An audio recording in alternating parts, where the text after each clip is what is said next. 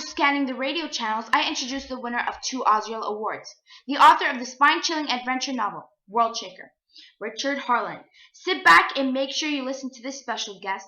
Welcome, Richard Harland, to Ask Author FM. I'm Tricia here today. Your book has been a smash out there as schools and countries are being influenced. Mind if I ask you a set of questions? It's a pleasure to be here. Sure, go ahead. Can you give us insight into the main point of the book? Well, the plot of The World Shaker occurs in this sort of fantasy world on a huge juggernaut where there's two separate decks, the upper deck and the lower deck. The main characters, Riff and Cole, mistakenly sort of come upon each other and sort of at first resisting a relationship.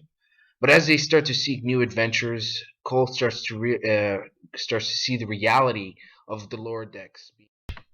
All right. What character have you chosen to talk about today, and how are they represented in the novel?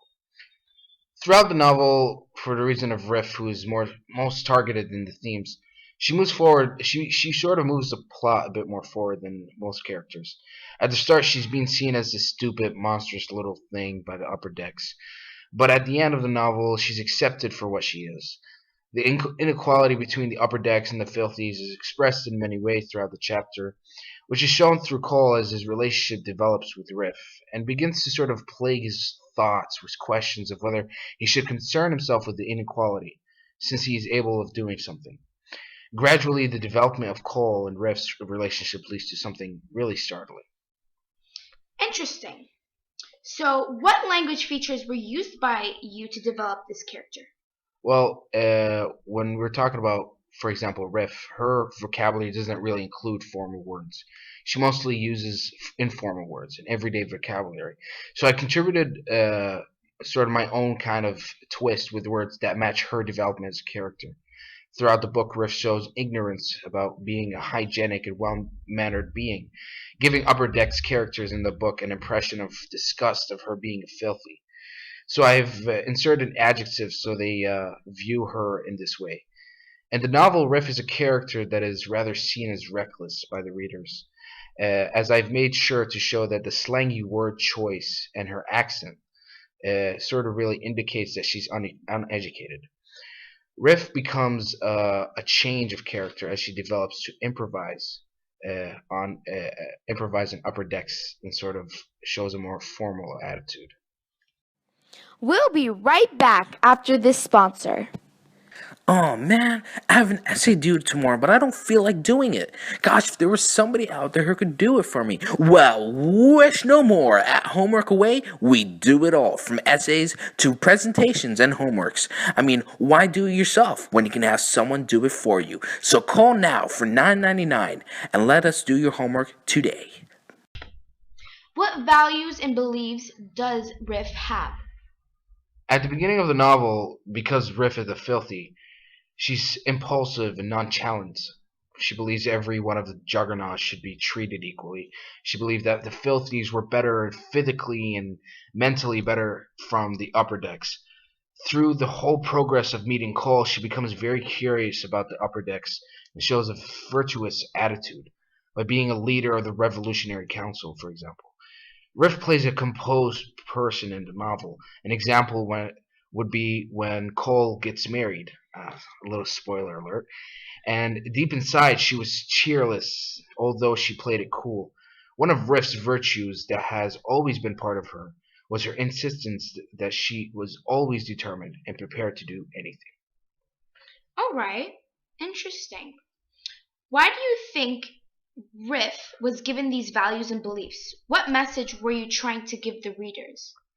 Riff being this filthy kind of character, as seen in the novel, mainly targeted at and is a theme that is widely expressed through every chapter. Her values and beliefs contribute to many messages, as she was this character that Cole agitated from the beginning of the book due to his ignorance and arrogance of filthies, which is another message it brings, how brainwashed people can become.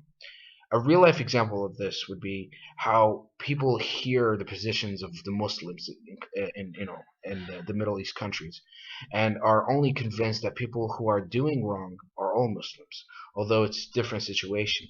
It really does give a true relation. Wow. All right. We will return to our broadcast after these sponsors.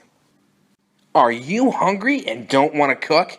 Yeah. Then come by to McDonald's where we'll be serving you the most junkiest and delicious food we can offer for the best prices, yet you cannot refuse.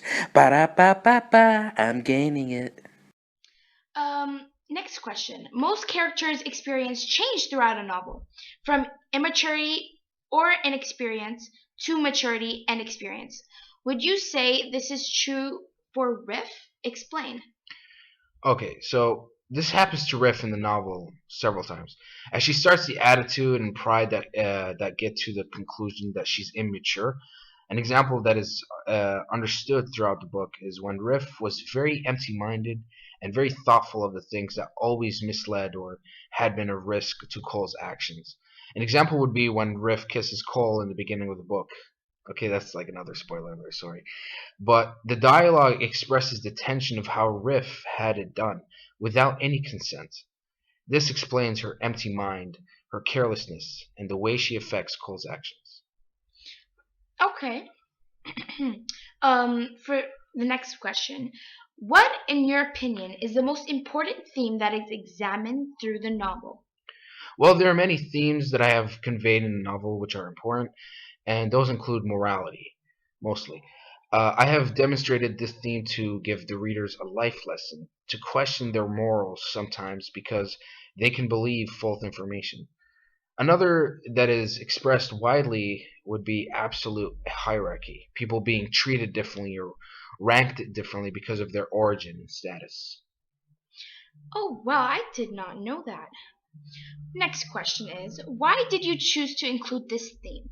What do you want the readers to understand? What it really comes down to is I've chosen to input these themes so that the readers are able to recognize what is going on in their society. But my main point is for them to apply it to real life and see, after finishing the novel, the message that is meant to show you how the emotions and many things are affected by one's ignorance.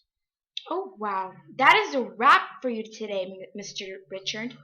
Tune in next time for Darren Shan with the new book premiere Zombie. Buy World Shaker now, available in any store, any bookstore. Please call 232 for a chance to win World Shaker answering 10 questions that have been answered today.